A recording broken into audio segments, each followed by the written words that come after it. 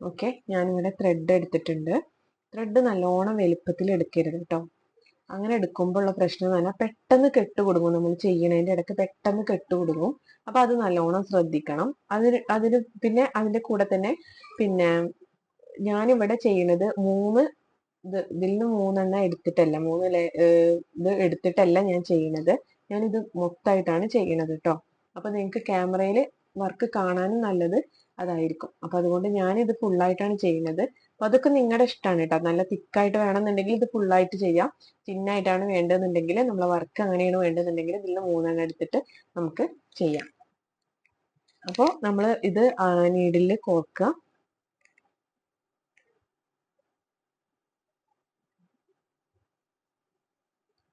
ഇതുപോലെ.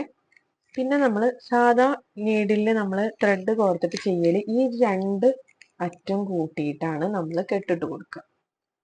ഈ ഒരു 2 ഇതും കൂട്ടിയിട്ടാണല്ലോ നമ്മൾ എപ്പോഴും തുന്നണത് ചെയ്യല്. ഈ 2 ലെയർ ആക്കിയിട്ട് ഇവിടെ കെട്ടിട്ട്, ഈ എംബ്രോയിഡറി വർക്ക് ചെയ്യുമ്പോൾ നമ്മൾ അങ്ങനെയല്ല ചെയ്യുക. ഒരൊറ്റ ലെയർ ഒന്ന് ഇതുപോലെ ഇങ്ങനെ ഇടലാണ്.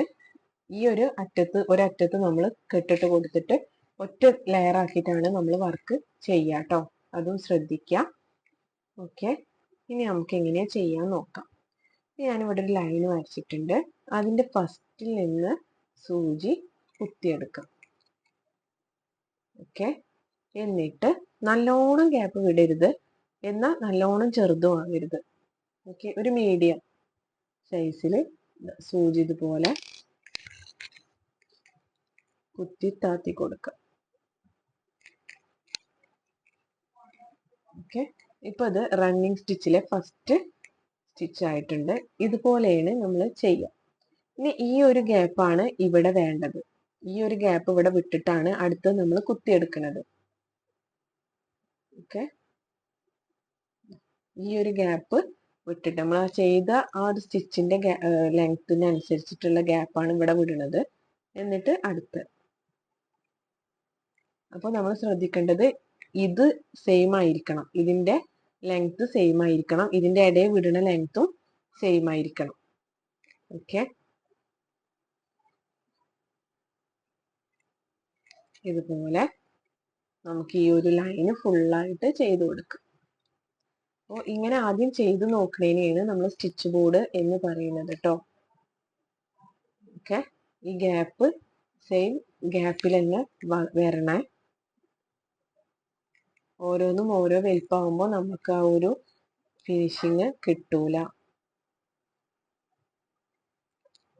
ഇതുപോലെ ഫുള്ളായിട്ട് നമുക്ക് ചെയ്യണം.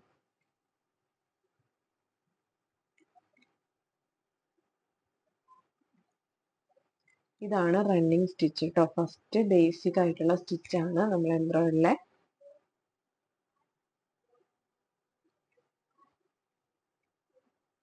അപ്പൊ ഇത് 3 ലെയർ വെച്ചിട്ട് അതായത് ഈ ത്രെഡിൽ നിന്ന് 3 ലെയർ ആക്കിയിട്ട് എടുത്തിട്ട് ചെയ്യുമ്പോൾ ഇത്രക്ക് അങ്ങോട്ട് തിക്നെസ് ഉണ്ടാവില്ല. തിന്നായിട്ടാവും ഉണ്ടായിരിക്കുക. ഓക്കെ, അപ്പൊ ഇതാണ് നമ്മളെ റണ്ണിങ് സ്റ്റിച്ച് കേട്ടോ.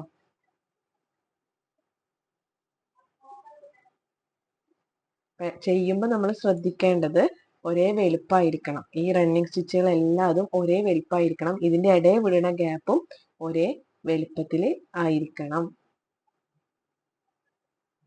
അതാണ് നമ്മൾ ശ്രദ്ധിക്കേണ്ടത്.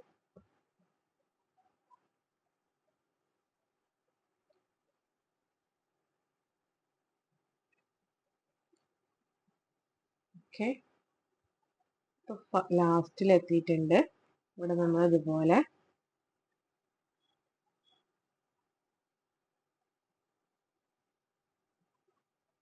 അതിനുശേഷം അടിയിൽ കെട്ടിട്ട് കൊടുക്കുക.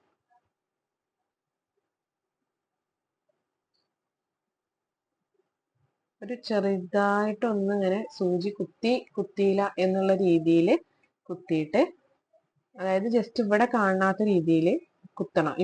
ഇവിടെ ഫ്രണ്ടിലേക്ക് ആ ഒരു കുത്തി പൊക്കിയ കാണാത്ത രീതിയിൽ വേണം ഇവിടെ ജസ്റ്റ് തുണിമ കുത്തിയെടുക്കാൻ. അതിന് ശേഷം ഈ ഒരു നീഡിൽമ 2 ചുറ്റ് ആ ത്രെഡ് ചുറ്റി കൊടുക്കുക. അതിന് ശേഷം വലിച്ചു കൊടുക്കുക.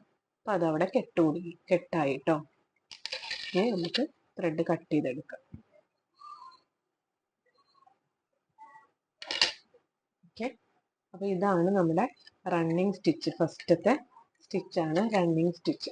ഇനി നമുക്കിത് പിക്ചറിലേക്ക് ചെയ്യുന്നത് എങ്ങനെയെന്ന് നോക്കാം. അതായത് മോട്ടിഫ്, ഇതിൻ്റെ മോട്ടിഫ് എങ്ങനെയാണെന്നുള്ളത് നോക്കാം കേട്ടോ.